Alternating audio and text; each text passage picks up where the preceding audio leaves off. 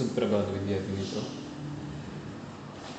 ધોરણ 9 વિષય ગુજરાતી, પ્રકરણ નંબર 17. મારા સપનામાં આવ્યા હરી. બહુ જાણીતા કવિ રમેશ પારેખની આ ગીત રચના છે.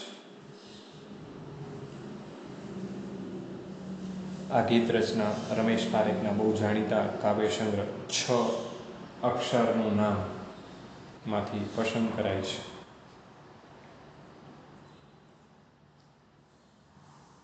આ ઉર્મી ગીતમાં કવિએ કૃષ્ણના પ્રેમમાં જે ઘેલી બની ગયેલી ગોપીના મનસ્થિતિનું વર્ણન, એના મનોભાવોનું વર્ણન કર્યું છે.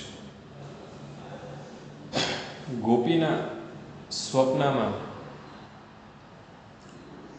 હરિ આવે છે એક વખત, અને ગોપીને જે રીતે પ્રેમ કરે છે એનું એક શબ્દચિત્ર કવિએ ખડું કર્યું છે. આ કૃષ્ણના પ્રેમમાં ભાવ વિભોર બની ગયેલી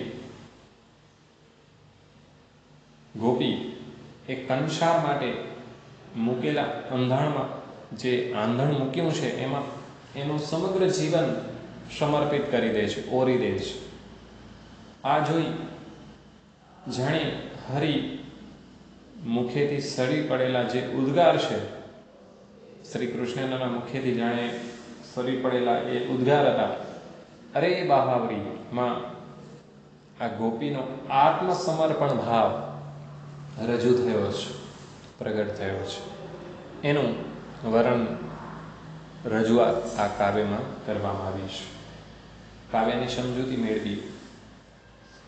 મારા સપનામાં આવ્યા હરી, મને બોલાવી ઝુલાવી વહાલી કરી.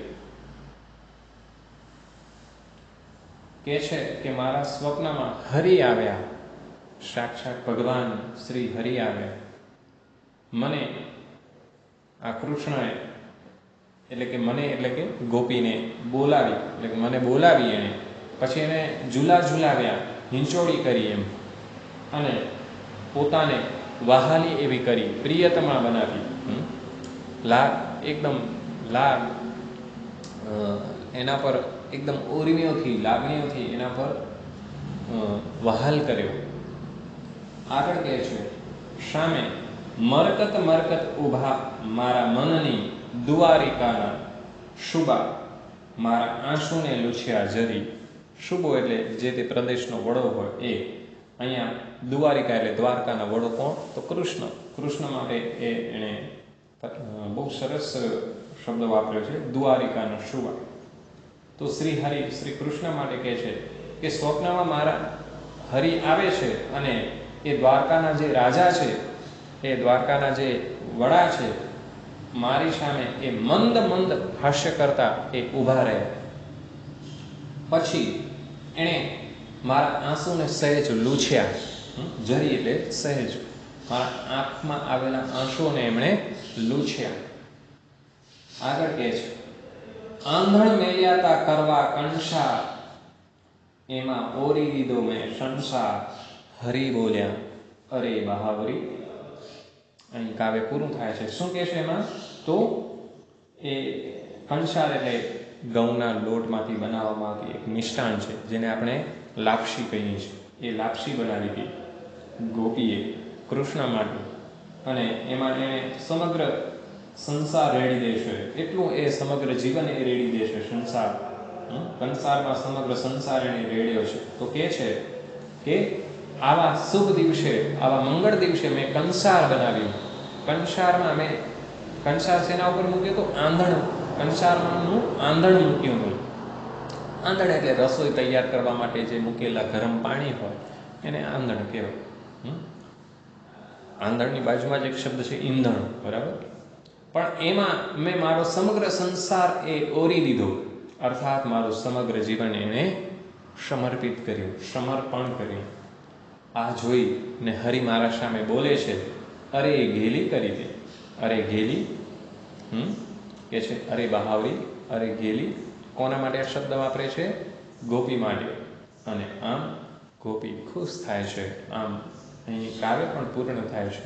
આમ જે આ કાવ્યનું જે શીર્ષક છે મારા સપનામાં આવ્યા હરિ, એમ ગોપીના મનમાં આવેલું જે સ્વપ્ન છે, રાત્રિનું સ્વપ્ન, એનું વર્ણન કવિએ આ ગીતમાં રજૂ કર્યું છે. એમના વિચારો, જે ગોપીના સ્વપ્નમાં અચાનક જે હરિ આવે છે એનું વર્ણન, એની રજૂઆત આ કાવ્ય દ્વારા કરી છે.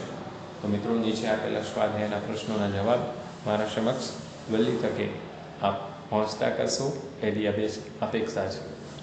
હવે મિત્રો, આપણા અભ્યાસક્રમમાં યાદ રહે કે જે અમુક પ્રકરણ છે એની બાદબાકી કરવામાં આવી છે. એટલે આપણે સીધું 17મું ચેપ્ટર લીધું છે. અગાઉ 1 થી 12 ચેપ્ટર આપણે ભણ્યા છે. તો મિત્રો, હવે પછી જે આપણા જે ચેપ્ટર બાકી રહે છે એ આ પ્રમાણે છે.